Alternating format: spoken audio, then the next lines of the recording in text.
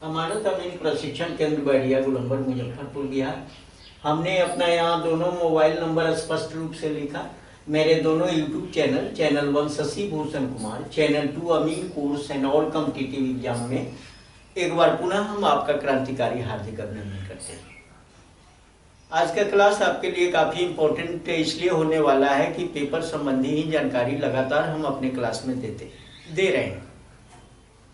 और आज जो मूलभूत आवश्यकताएं हैं लोगों की, और ये जरूरी है सारे लोगों के लिए।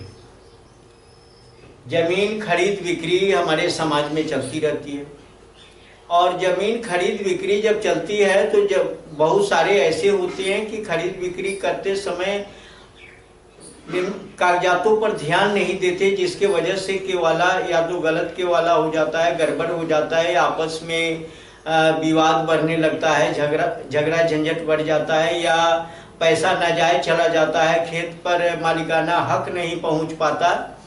बहुत बड़ी बड़ी समस्याओं का सामना करना पड़ता है। एक तो पैसा लगाइए, और पैसा लगाने के बाद भी बहुत सारे विवादों के जाल में आप फंस जाइए।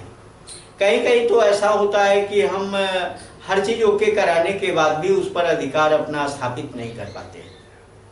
तो ये कमी हमें है कि जमीन खरीदते समय हम जिस पेपर की जांच करनी चाहिए उस पेपर की जांच हम बारीकी से नहीं कर पाते, और अगर बारीकी से जांच करें तो फिर ये समस्याओं का सामना हमें करना नहीं पड़ेगा। तो सबसे पहले आज उसी पर मैं चर्चा करूंगा कि जमीन खरीदते समय किन किन डॉक्यूमेंट का, किन किन कागजातों की जांच करना हमारे लिए आवश्यक हो जाता है। आज उसी पे मैं बात करने जा रहा हूँ।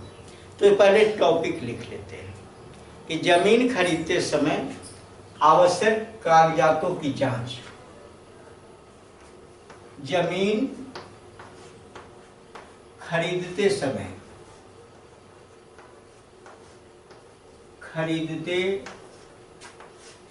समय आवश्यक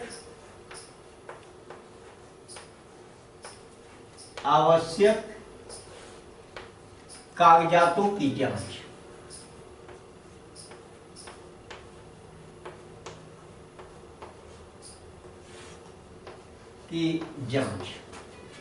ये बहुत जरूरी है। टॉपिक लिख दिया, इस पर बात करेंगे हम। माने कौन कौन से पेपर के जांच करना हमारे लिए आवश्यक हो जाता है। अगर ये सारे पेपर का जांच करें तो कठिनाइयां नहीं आएगी, समस्याएं नहीं आएगी। सबसे पहले तो हम जब जमीन खरीदते हैं तो खरीदने में दो टाइप की जमीन होती है, दो पार्ट कर दिया। एक जमीन होती है खतियानी जमीन, जिसको पैतृक जमीन कहेंगे। पैतृक जमीन,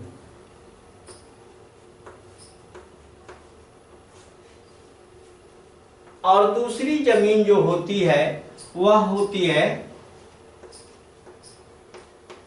केवाला प्रपत्र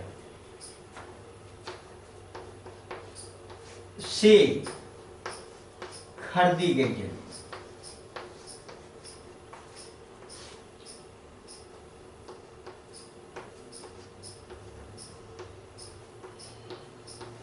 दो टाइप है।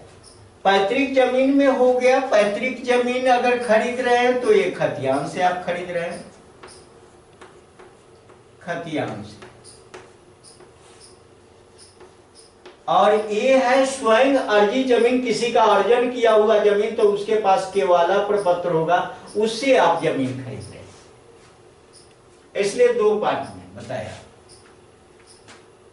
पैतृक जमीन खरीद रहे हैं तो खतियान से आप खरीद रहे हैं, और खतियान से खरीद रहे हैं। यहां भी बहुत लोग भूल कर देते हैं। तो आप क्या करें कि सबसे पहले खरीदने से पहले जो जमीन आपको खरीदना है उस खतियान का आप फोटोकॉपी ले लें उस व्यक्ति से, जिस व्यक्ति से आपको जमीन खरीदना है, तो पहला क्या डॉक्यूमेंट उससे लेना है? खतियान की फोटोकॉपी।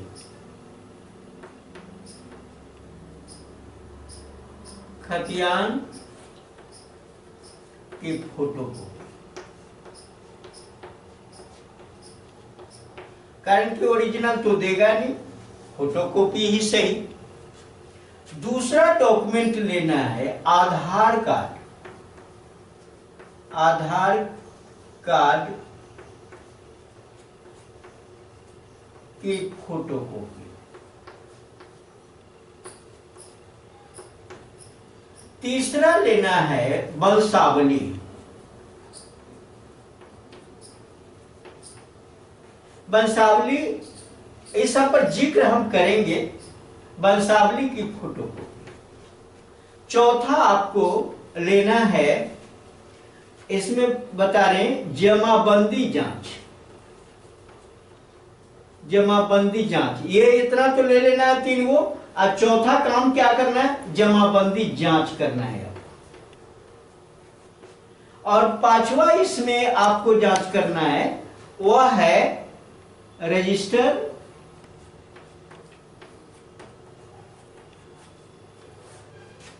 नंबर 2 की जांच। और एक और जांच है, छठा लेना है करेंट रसीद। करेंट रसीद, ये इतना लेना जरूरी हो, इतना जरूरी हो जाता है आपको लेना। इसमें केवाला प्रपत्र से जब जमीन आप खरीद रहे हैं, अनेक पार्टी खतियान से नहीं लिखकर केवाला प्रपत्र से आपको लिखने जा रहे हैं, तो इसमें क्या करेंगे? इसमें भी एक तो इसका फोटोकॉपी, पहला केवाला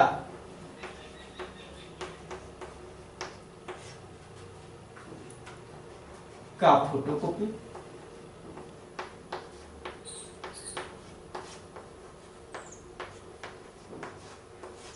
दूसरा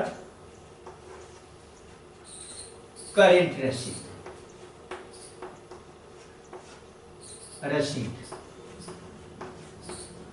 तीसरा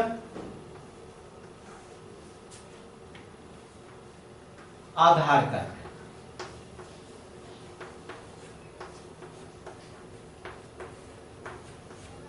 इसका फोटो, आधार कार्ड का फोटो।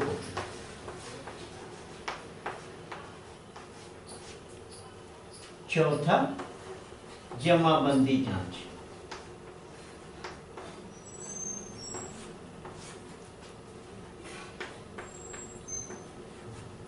पांचवा रजिस्टर 2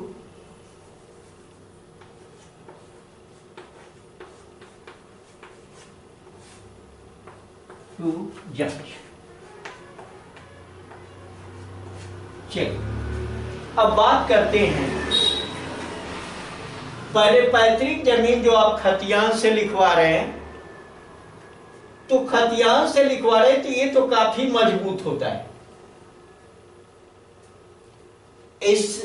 ऐसे भी लिखवाया जाता है, लेकिन इसकी अपेक्षा ये ज्यादा मजबूत है। दो पक्ष बनाया, एक ये पार्ट है, दूसरा ये पार्ट है। अगर खतियान से लिखवा रहे हैं तो आपका केवाला निश्चित रूप से मजबूत होता है, कहीं कोई दिक्कत नहीं। दोनों में दो बातों का जिक्र हम करेंगे बारी बारी से। खतियान से लिखवा रहे मजबूत पेपर होता है, लेकिन खतियान में उस व्यक्ति का कितना हिस्सा है ये पता करना आपको होगा। हो सकता है कि खतियान में एकल खतियान है, इकलौता व्यक्ति का नाम है, एक ही व्यक्ति का, और वही व्यक्ति आपको लिखने जा रहा है। फिर भी ये पता करना है वंशावली से कि हो सकता है कि उसका कोई भाई रहा हो जो खतियान लिखते समय नाबालिग रहा हो, उसका नाम खतियान में दर्ज नहीं हुआ, बड़े भाई का नाम दर्ज हो गया, और आज के डेट में पूरा का पूरा खतियान से वो बड़ा भाई जो है सो लिख दे रहा है, फिर छोटा भाई क्लेम करेगा तो उस कंडीशन में आपको फिर दिक्कत हो जाएगी, यहां वो परेशानी आपको झेलना पड़ेगा। इसलिए पता करिए कि ये इकलौता है, खतियान में इकलौता दिख रहा है, लेकिन रियल में वह इकलौता है कि नहीं है, इसका पता वंशावली से लग जाता है। कोई जरूरी नहीं है कि खतियान में वह इकलौता है और आपको लिख दिया। उस कंडीशन में क्या होगा कि बाद में जब उसका भाई क्लेम करेगा तो फिर आप परेशानी में पड़ जाएंगे, केवाला टूटेगा वंशावली के आधार पर। कारण कि दोनों का पिता तो एक है ना, हक तो दोनों का है। किसी एक के नाम से अगर सर्वे हो गया, इसका मतलब यह नहीं कि वही फुली मालिक हो गया। यहां पर यह बारीकी देखना है कि वास्तव में अगर खतियान एकल है तो वंशावली के आधार पर उसको चेक करें कि वास्तव में वह इकलौता है या नहीं है, ये तो पता करना पड़ेगा। दूसरी चीज है कि खतियान में अगर नाम है तो उसका आधार कार्ड से नाम को मिला लीजिए और पता मिला लीजिए कि वास्तव में उसके फादर का नाम, वास्तव में वही खतियान में जिसका नाम दर्ज है वो व्यक्ति है रियल में या नहीं। इसलिए आधार कार्ड के अकॉर्डिंग खतियान दिखना जरूरी हो जाता है, तभी आप सही। खतियान दिखा दिया, कोई लिख दिया, ये दिक्कत हो सकती है। इसलिए आधार कार्ड की भी कॉपी आपके लिए आवश्यक है। वंशावली भी चाहिए ताकि हिस्सा का ज्ञान हो सके। कभी कभी खतियान में हिस्सा का जिक्र रहता है, लेकिन उस हिस्सा पर ध्यान न देते हुए लोग क्या करता है, नाजायज करते हुए केवाला करा लेता है, जबकि उसमें 2-3 आदमी हिस्सेदार होते हैं।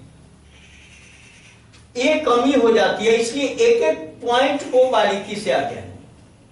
जब ये फोटोकॉपी ले लिया खतियान का, आधार कार्ड का ले लिया, टैली कर लिया, वंशावली में उसके हिस्सा का ज्ञान का पता चल गया, या वंशावली से ने खतियान से हिस्से का पता हो गया, उसके बाद जमाबंदी, तब इसको लेकर हम कर्मचारी के पास जमाबंदी का जांच करेंगे कि वास्तव में जमाबंदी इस व्यक्ति के नाम से है या नहीं है।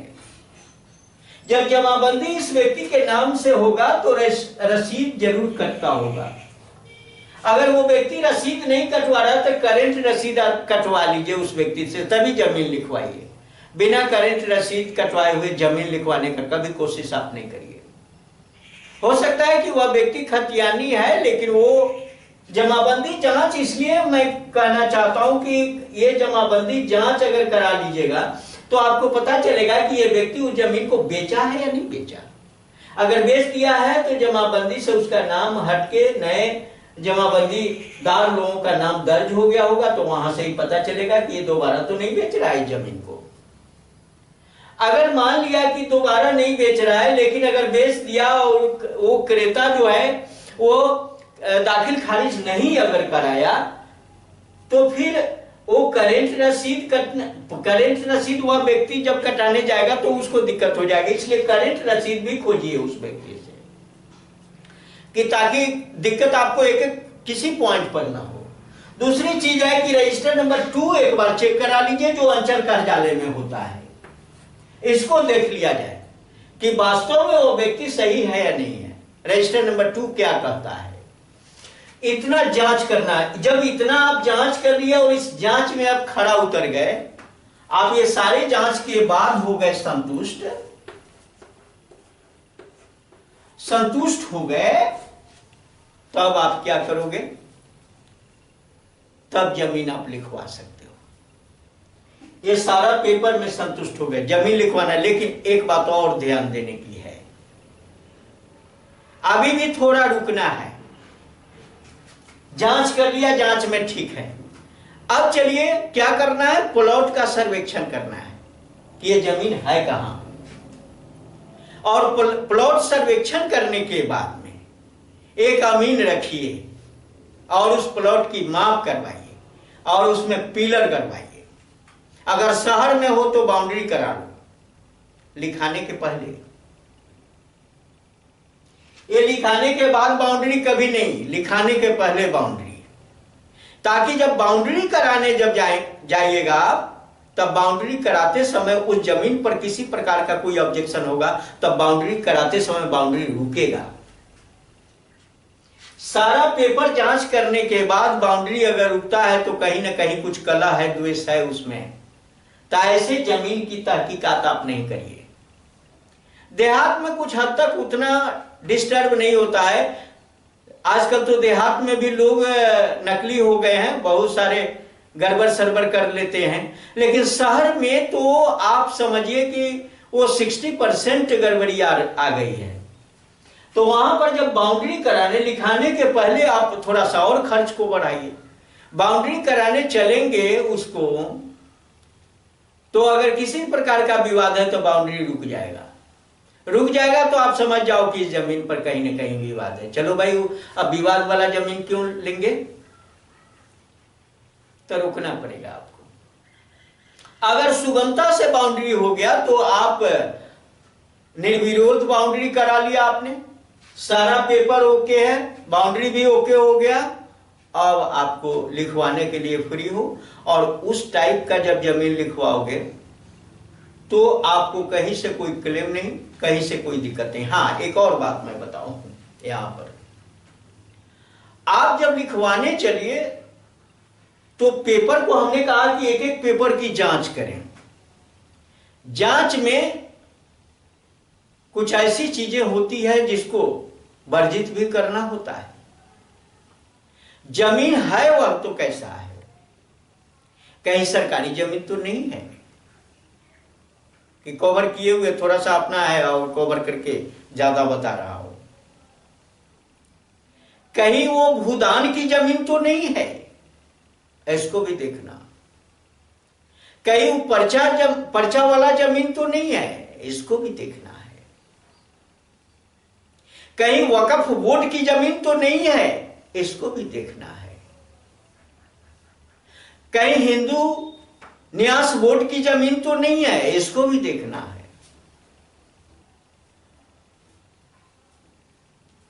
कहीं वो सरकार ये गैर मजरूआ आम जमीन तो नहीं है, इसको भी देखना है। कहीं गैर मजरूआ खास तो नहीं है, इसको भी देखना है। कारण कि ये सारे पॉइंट अवॉइड करना है। अगर इसके तहत ये जमीन नहीं है तो इस जमीन को आसानी से खरीदा जा सकता है। अगर ये जितनी बात हमने बताया, कहीं खास महाल की जमीन तो नहीं है, उसको भी अवॉइड करना है। ये सारी चीज, कहीं कैसरे हिंद की जमीन तो नहीं है, इसको भी अवॉइड करना है। ये सब चीज तहकीकात करिए, कारण कि पैसा काफी मेहनत से आप कमाए हैं, उसको लुटा नहीं देना है। पैसा जब खर्च करिए तो उसका रिटर्निंग भी आपको मिलना चाहिए। इसलिए ये सारी चीजों की जानकारी अगर हो जाती है और वो खरा आप उतर जाते हैं इस पे, तो आप जमीन लिखवा लें। अगर इतनी जांच कर लेते हैं तब तो आपको दिक्कत ही नहीं होती। एक और बात बताते हैं, सारी बातों का तहकीकात करने के बाद में आप जमीन लिखवाते समय भी आपको बारीकी से ध्यान देना होगा। जब वो पेपर आपका कंप्यूटराइज हो जाए या हाथ से लिखी गई हो जाए तो उसको क्या करिए कि उसमें एक अपनी ओर से एक दो लाइन, अगर जुड़ गया है तो कोई बात नहीं, अगर नहीं जुड़ा तो आप जुड़वा लो उसमें कि ये सारी बातें जो लिखी गई है सब जांच करने के बाद हम इस जमीन को ले रहे हैं। और दूसरी चीज क्या है कि अगर इसमें हमारे साथ विक्रेता कहीं छलावा कर रहा हो, ये बात डालिए। हमारे साथ अगर जांच में तो ठीक आया, लेकिन इसके बाद भी विक्रेता अगर छलावा कर रहा हो मेरे साथ,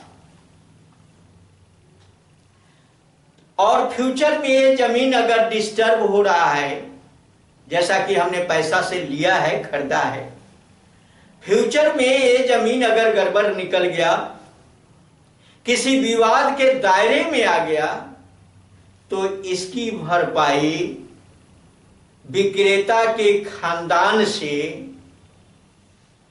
इसी के वैल्यू के बराबर दूसरा जमीन कानूनी तौर से हासिल किया जा सकता है। ये लिखवाइए, उसमें दर्ज करवाइए। एक तो ये पॉइंट बताया। दूसरा, अगर विक्रेता के पास दूसरा जमीन नहीं हो तो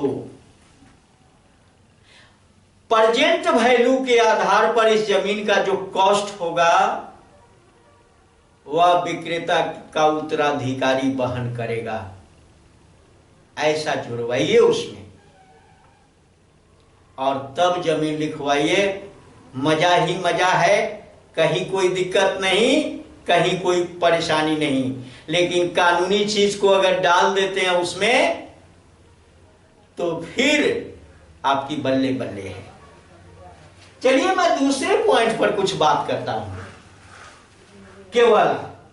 केवाला की फोटोकॉपी आपने ली, करेंट रसीद भी ले ली, आधार कार्ड का भी फोटोकॉपी ले ली, और इसके आधार पर जमाबंदी कर्मचारी के पास गए और जमाबंदी की जांच किया। और जमाबंदी की जांच करने में आपको क्या दिखा कि ये कौन केवलदार है, तीसरा है, चौथा है, पांचवा है। वो जांच करते हुए खतियान पर पहुंच जाइए कि सारा जो रेंज है केवाला का, एक दूसरे से जो टैक्सेशन है, इसमें कहीं कोई आपत्ति तो नहीं है। मान लिया कि तीसरा केवाला आपका होने जा रहा है, तीसरा होने जा रहा है, इसके पहले दो है, तो इसके पहले जो लिया है वो व्यक्ति, फिर उसके पहले जो लिया वो व्यक्ति, आप फिर वो खतियान पर आप चले जाइए। ये 3 रेंज की जांच यहां जमाबंदी से आपको पता चलेगा और स्टेटमेंट से पता चलेगा। तीनों जांच ले, अगर तीनों में किसी में कहीं फॉल्ट दिखे, इस जमीन को मत लिया करिए, नहीं लीजिए। क्यों? क्योंकि पैसा देकर विवाद हम क्यों लेंगे? पैसा देकर हम विवाद अर्जन करने के लिए पैसा नहीं देंगे, कारण कि वो फ्री में तो नहीं दे रहा है ना। और जब इस सब की जांच करेंगे, दोनों का चेक करेंगे, तो आपको अगर तीसरा केवलदार हो, चौथा केवलदार हो, 2-3 पार्टी पहले लिखाया, आप चौथे हो, तो आपको तो उस 2-3 पार्टी जो बीच में लिखाया हुआ उसको एक एक करके देखते जाइए कि वो सही खतियान के अकॉर्डिंग जो चला वो बीच बीच में सारा सही है या कहीं कोई एक भूल किए हुए है, और उसी से फिर अगला के वाला हो गया है। तो ये जमीन लास्ट में तो आपके माथे पर आने वाली है, तो सारा तो आप डैमेज हो जाओगे ना, बीच वाला तो फरार हो जाएगा ना। इसलिए आपको इन चीजों की जांच आवश्यक है। अगर इतना जांच लेते हो तो फिर कहीं कोई आपत्ति आपको नहीं होती, कहीं कोई दिक्कत नहीं होती है। करंट रसीद भी देख लीजिए, कटवा लीजिए, बिना रसीद कटवाए हुए आपके वाला मतलब। हालांकि दाखिल खारिज से जमीन पर राइट किसी का बनता उनता नहीं है, मैं एक क्लास दूंगा उस पर, उससे बनता नहीं है, लेकिन वो जरूरी भी है। चलिए आगे मैं और बात करूं। जब केवाला हो गया, केवाला होने के बाद क्या होना चाहिए, उसका दाखिल खारिज होता है। दाखिल खारिज प्रोसेस लग गया, ऑर्डर भी दाखिल खारिज का हो गया, कारण कि आप चेक किए हो। किसी किसी का तो होता है केवाला ले लिया, दाखिल खारिज में अटका हुआ है, कोई ही नहीं रहा। इसलिए नहीं हो रहा है कि ये सारी जांच उसने की नहीं, अगर जांच की होती तो दाखिल खारिज हो गया रहता। आज बहुत सारे लोगों का केवाला लेकर वो इसी पेपर लेके बैठा हुआ, दाखिल खारिज नहीं हो रहा है। अगर होना भी है तो नाजायज गलती उसमें हो गई है तो ऑफिस जो है सो डिस्टर्ब कर रहा है उसको। आप कहीं से डिस्टर्ब नहीं हो, इसलिए ये सारा चेक, ये सारा जांच हम आपके समक्ष रख रहे हैं। और इसलिए रख रहे हैं कि आज इसके तहत एक व्यक्ति को ज्ञान नहीं जा रहा है, बहुत सारे लोग आज प्रतिदिन ये काम होता रहा है, प्रतिदिन हो रहा है। सब लोग जागरूक हो जाएंगे तो कहीं से कोई गलती नहीं करेगा। हम जागरूक नहीं है इसलिए हम भूल में फंस जाते हैं, हम किसी के बहकावे में आ जाते हैं, हम कहीं फेलियर हो जाते हैं। इससे बचने के लिए हम ये सारी बातों का जिक्र आपके समक्ष रख रहे हैं कि इससे सबका भला होगा, समाज में रहने वाले जितने सारे लोग हैं सबका भला होगा। और जब सबका भला होगा तो एक बार धोखा से भी तो हमें याद कर लेगा ना। हम आपकी सेवा में ये सारी चीजों को रख रहे हैं। केवाला हो गया, जमीन लिखा गया, लेकिन एक बात लिखाने से पहले एक और बात मैं आपको बता दूं। जब वो केवाला का टाइप हो जाता है या हाथ से लिखा जाता है, उसको 2 बार 3 बार आप पढ़िए। उसमें क्या क्या देखना है भाई? खाता नंबर, खेसरा नंबर, रकबा, चौहद्दी,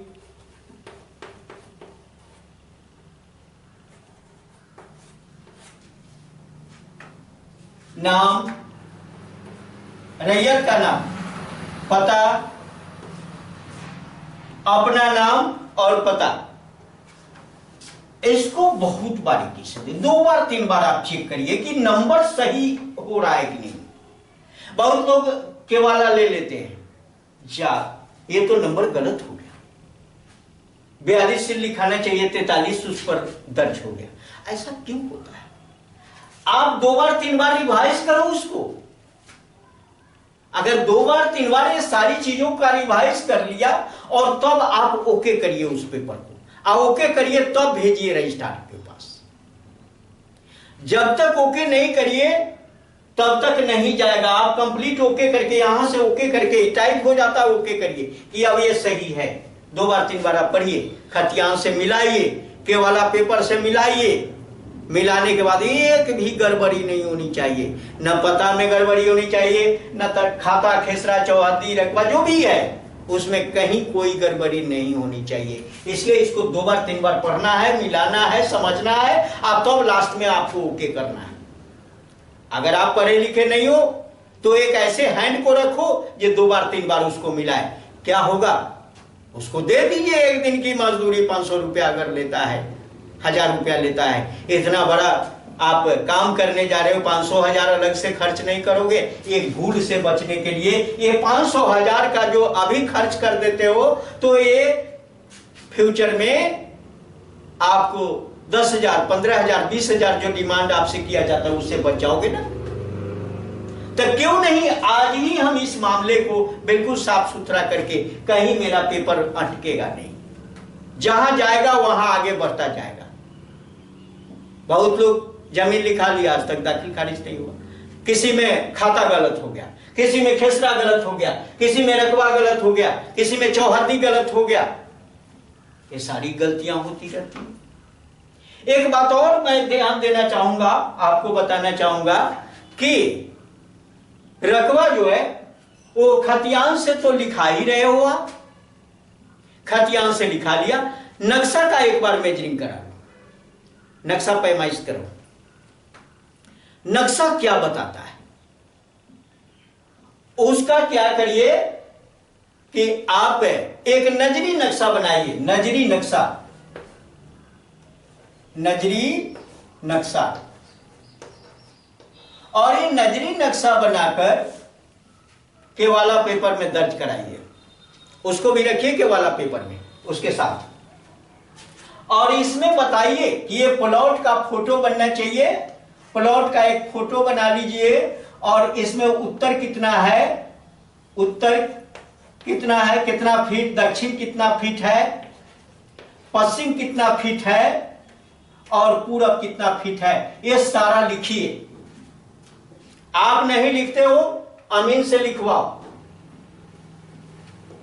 और उसमें दर्ज करा दीजिए। अब नक्शा भी आपका दुरुस्त हो गया, खतियान से भी आप दुरुस्त हो गए, सारा पेपर चेक हो गया, कहीं से कोई परेशानी नहीं आई, कारण कि हमने एक भी चीज को नहीं छोड़ा। हो सकता है खतियान में कम है, वही लिखाया जा रहा है, नक्शा में ज्यादा है तो अकॉर्डिंग टू मैप करके ज्यादा वाला ई भी लिखा लो, according to map according to खतियान, दोनों बात दर्ज करो, क्या दिक्कत है? जो है वही तो हम ले रहे हैं, उसमें कहीं कोई दिक्कत आपको नहीं पहुंचेगी। लेकिन आप कंसस तो रहो कम से कम। ये इन चीजों पर बारीकी से आप विचार करिए, ये एक भी छूटना नहीं। मैं जो पॉइंट यहां बता रहा हूं, आपके साथ शेयर कर रहा हूं, उसमें एक भी चीज छूटना नहीं चाहिए। अगर ये छूटेगा तो आप कहीं ना कहीं कुछ कमी रह गई आपके पेपर में। ये कमी अब नहीं रहनी चाहिए। जब तक ज्ञान नहीं था तब तक कमी थी, अब ज्ञान अगर हासिल हो गया तो अब अगर कमी होती है तो फिर हमको ज्ञान देने से लाभ क्या मिला आपको? इसलिए कमी कभी नहीं रहने दीजिए। हाँ, अब हो गया, इसके बाद लिखा गया, अब के वाला पेपर तैयार हो गया। जब के वाला पेपर तैयार हो गया तब कहा जाएगा दाखिल खारिज। दाखिल खारिज। अब दाखिल खारिज में जाएगा, विक्रेता का नाम खारिज होगा, विक्रेता का नाम खारिज होगा और आपका नाम दाखिल हो जाएगा।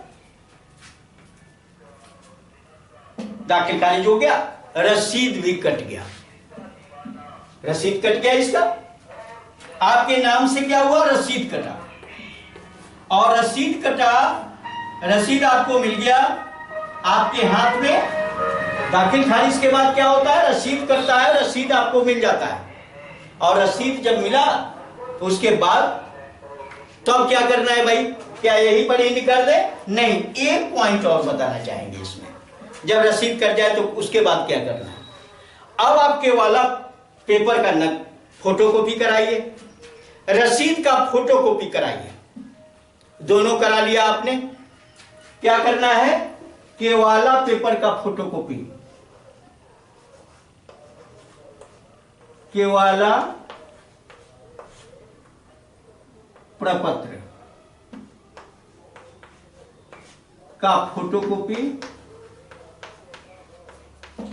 आप जो लिखाए हैं उसके वाले का मैं बात कर रहा हूं, और पहला ये, और दूसरा रसीद का, रसीद का फोटोकॉपी। ये दोनों पेपर लेके आप क्या, ये अंचल कार्यालय में जाएंगे। ये दोनों पेपर लेकर आपको अंचल कार्यालय में जाना है। अंचल कार्यालय मतलब सीओ कार्यालय, सीओ कार्यालय में जाइए और इसको दे दीजिए और बताइए, उनको बताइए कि हमें शुद्धि पत्र उसका चाहिए। अरे रजिस्टर 2 में क्या मेंटेन हुआ वो चीज आपको दिखना चाहिए आपके पेपर में। तो बजाते ओरिजिनल कोर्ट का स्टांप लगा हुआ, आपको ये शुद्धि पत्र मिलेगा। यहां से क्या मिलेगा आपको, शुद्धि पत्र, शुद्धि पत्र। जब शुद्धि पत्र आपको मिल गया तो अब आप कुशल हो गए। तब ओके वाला हर तरह से मजबूत हो गया, कहीं कोई दिक्कत नहीं, कहीं कोई परेशानी नहीं। अगर ये वीडियो आपको अच्छा लगा, ये वीडियो आपके लिए ज्ञानवर्धक है, ये वीडियो आपके लिए लाभप्रद है, ये वीडियो आपके ज्ञान में 4 चांद लगाता हो, ये वीडियो आपको ऊंचाई तक ले जाता हो, ये वीडियो आपके जमीन, आपके केवाला का समाधान दिखता हो, तो इस वीडियो को लाइक करें, अपने मित्रों के साथ शेयर करें। अगर हमारे चैनल पर आप नए हैं तो हमारे दोनों चैनल जो अमीन कोर्स के लिए पूरक चैनल है, उस चैनल को सब्सक्राइब करें बारी बारी से दोनों को, और इससे भी डीपली और डिटेल्स आपको ज्ञान हासिल करना है तो हमारे ऑफलाइन ट्रेनिंग सेंटर अमानत अमीन प्रशिक्षण केंद्र बैरिया गोलंबर मुजफ्फरपुर बिहार पर विजिट करके प्रत्यक्ष रूप से रूबरू होकर हमारे साथ आप थियरी या प्रैक्टिकल दोनों सीख लीजिए। और अब मार्केट में जाकर मापी करके रुपया कमाइए और परिवार को खुशहाल रखिए। बहुत बहुत धन्यवाद। जय हिंद, जय भारत।